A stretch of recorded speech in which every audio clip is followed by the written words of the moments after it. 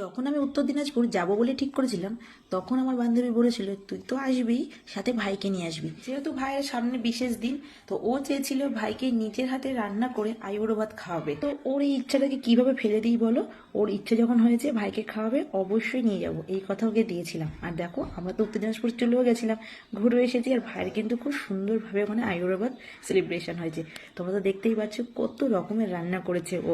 আর এগুলো কিন্তু সব ও নিজে হাতে করেছে। কারোর জন্য কিছু করতে হলে, কাউকে ভালোবাসতে হলে আপন পর লাগে না, লাগে একটা বড় মন। ও যে আমার ভাইয়ের জন্য এত কিছু করবে আমি তো ভাবতেই পারিনি। অবশ্যই আমরা বেস্ট ফ্রেন্ড, কিন্তু বেস্ট ফ্রেন্ডের ভাইয়ের জন্য এত কিছু করে, সত্যি তোকে না দেখলে আমি জানতেই পারতাম না। তাহলে বন্ধুরা চলো তোমরা পুরো ভিডিওটা দেখো, আর অবশ্যই কিন্তু কমেন্ট করে জানাবে যে তোমাদের কেমন লাগলো ভিডিওটা। আর তোমরা সবাই অনেক অনেক আশীর্বাদ করো আমার ভাইয়ের আগামী দিনের জন্য। ভাইয়ের আইবুড়ো ভাতের ফার্স্ট পর্ব শুরু হয়ে গেল। আর এই শুরুটা হলো আমার বান্ধবীর বাড়ি থেকে, উত্তরবঙ্গ থেকে। দক্ষিণবঙ্গ শেষ করবো। ওরে বাবা,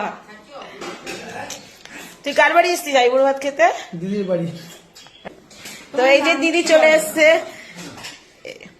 উলু দে, উলু দিতে হবে। হ্যাঁ দিতে হয়, দে। ও কোনো ব্যাপার না। Thank you.